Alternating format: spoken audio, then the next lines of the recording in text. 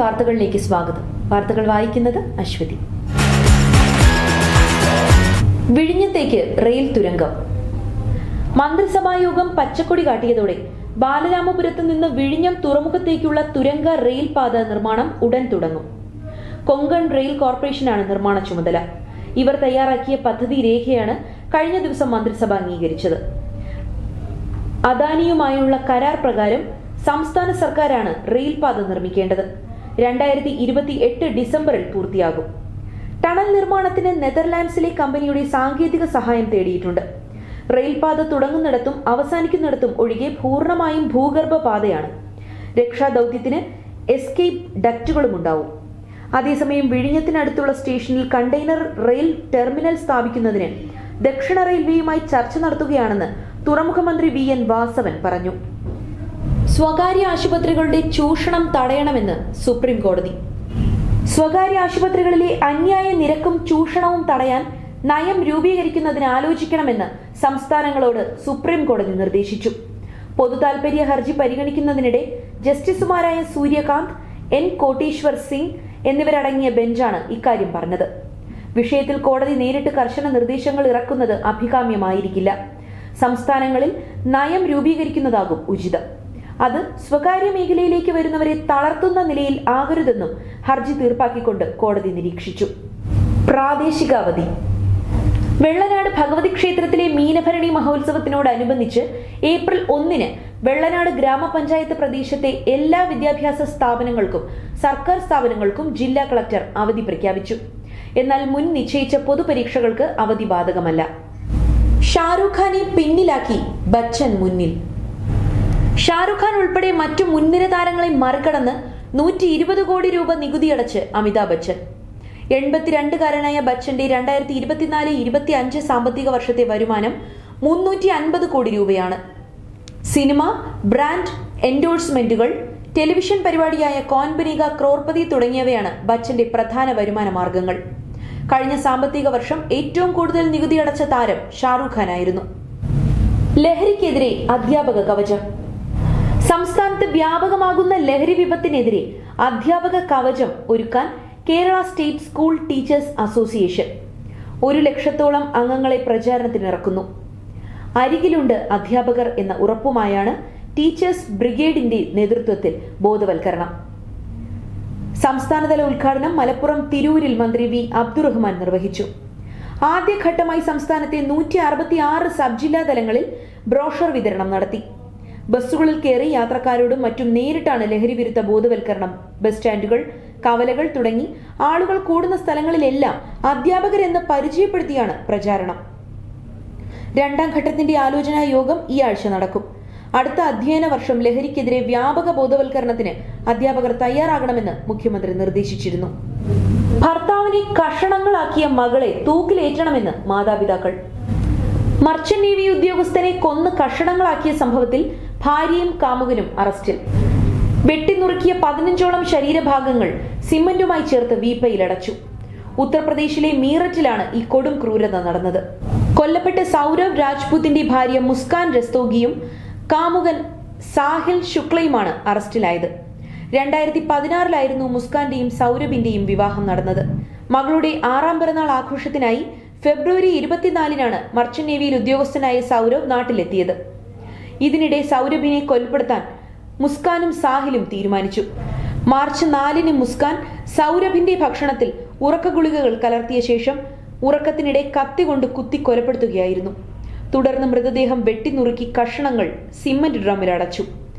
സൗരഭിനെ കാണാതായതിനെ തുടർന്നുള്ള അന്വേഷണത്തിലാണ് കൊലപാതകത്തിന്റെ ചുരുളഴിഞ്ഞത്. ഇരുവരും അറസ്റ്റിലായതിനു പിന്നാലെ ഭർത്താവിനെ വെട്ടിനുറുക്കിയ മകളെ തൂക്കിലേറ്റണമെന്നാണ് മുസ്കാന്റെ മാതാപിതാക്കളുടെ പ്രതികരണം. നഗരത്തിൽ ജലവിതരണം മുടങ്ങും.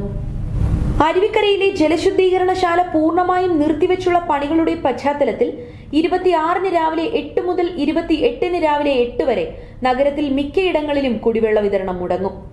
അരുവിക്കരയിൽ നിന്ന് ഐരാണിമുട്ടത്തേക്ക് പോകുന്ന വാട്ടർ അതോറിറ്റി ട്രാൻസ്മിഷൻ മെയിൻ ലൈനിൽ PTP വെൻഡിംഗ് പോയിന്റിന് സമീപത്തുള്ള കേടായ ബട്ടർഫ്ലൈ വാൽവ് മാറ്റി സ്ലോയിംഗ് വാൽവ് ഘടിപ്പിക്കുന്ന ജോലിയും തിരുവനന്തപുരം നാഗർകോവിൽ പാത ഇരട്ടിപ്പിക്കലുമായി ബന്ധപ്പെട്ട് കരമന ശാസ്ത്രനഗർ അണ്ടർപാസിനടുത്തുള്ള ട്രാൻസ്മിഷൻ മെയിൻ ലൈനിന്റെ അലൈൻമെന്റ് മാറ്റിയിടുന്ന ജോലിയും നടത്താനാണിത്. ഓട്ടോകളിൽ ഫെയർ ചാർട്ട് നിർബന്ധമാക്കി.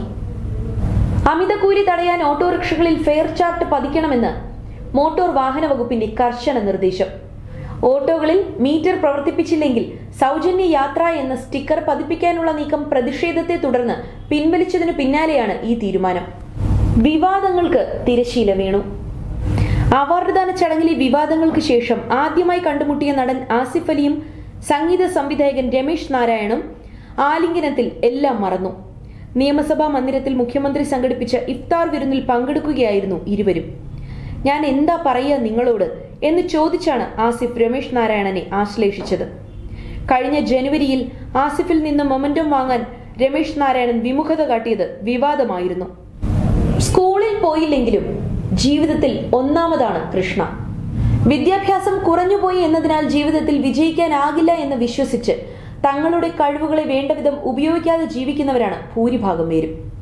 എന്നാൽ വിദ്യാഭ്യാസമോ സാഹചര്യങ്ങളോ അല്ല ഒരു മനുഷ്യന്റെ വിജയം നിർണ്ണയിക്കുക എന്നതിന്റെ ഉത്തമ ഉദാഹരണമാണ് ഉത്തർപ്രദേശുകാരിയായ കൃഷ്ണയുടെ വിജയകഥ.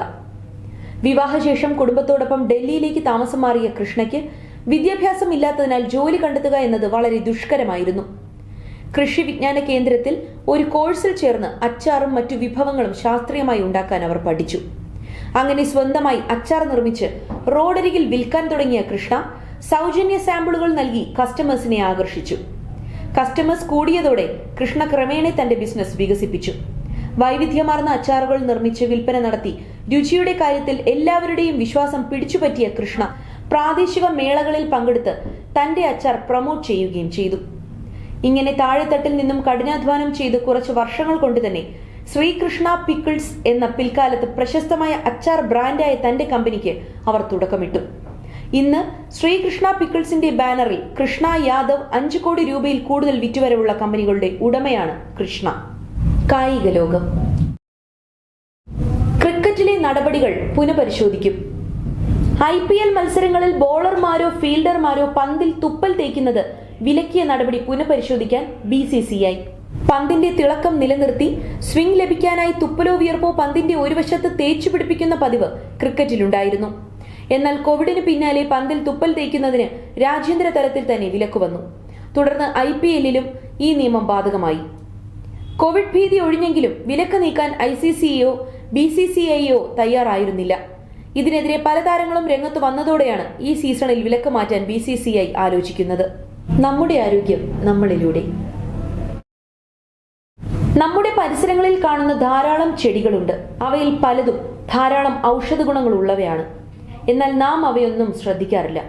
ഇത്തരത്തിൽ ഔഷധ ഗുണമേറെയുള്ള ഒരു ചെടിയാണ് ഡാൻഡിലിയോൺ. ആയുർവേദ പ്രകാരം പല ഗുണങ്ങൾ ഒത്തിണങ്ങിയ ഒരു സസ്യമാണിത്. നിങ്ങളുടെ ജീവൻ പോലും രക്ഷിക്കാൻ പ്രാപ്തമായ ഒന്നാണിത്. ഈ ചെടി ലിവർ പ്രശ്നങ്ങൾക്കുള്ള നല്ലൊരു മരുന്നാണ്. പണ്ടുകാലം മുതൽ കരൾ രോഗങ്ങൾക്ക് ഉപയോഗിക്കുന്ന ഒന്ന്. ഇതിന്റെ വേരാണ് ഉപകാരപ്രദം. മനുഷ്യരിൽ കണ്ടുവരുന്ന രക്താർബുദത്തിനും ഇത് നല്ലൊരു മരുന്നാണ്. ക്യാൻസർ ചികിത്സാ രീതിയായ കീമോയ്ക്ക് പകരം ഉപയോഗിക്കാവുന്ന നല്ലൊരു പരിഹാരം. കനേഡിയൻ ക്യാൻസർ ക്ലിനിക്കിലെത്തിയ പല ക്യാൻസർ രോഗികൾക്കും ഡാൻഡിലിയോൺ ചായ കുടിച്ചതുകൊണ്ട് പ്രയോജനം ലഭിച്ചിട്ടുണ്ടെന്ന് ഇതേക്കുറിച്ച് പഠനം നടത്തിയ പ്രഗത്ഭ ഡോക്ടർ കാരലിൻ ഹാം പറയുന്നു. തേർഡ് വിഷന്റെ ഇന്നത്തെ വാർത്തകൾ ഇവിടെ പൂർണ്ണമാകുന്നു. നന്ദി, നമസ്കാരം.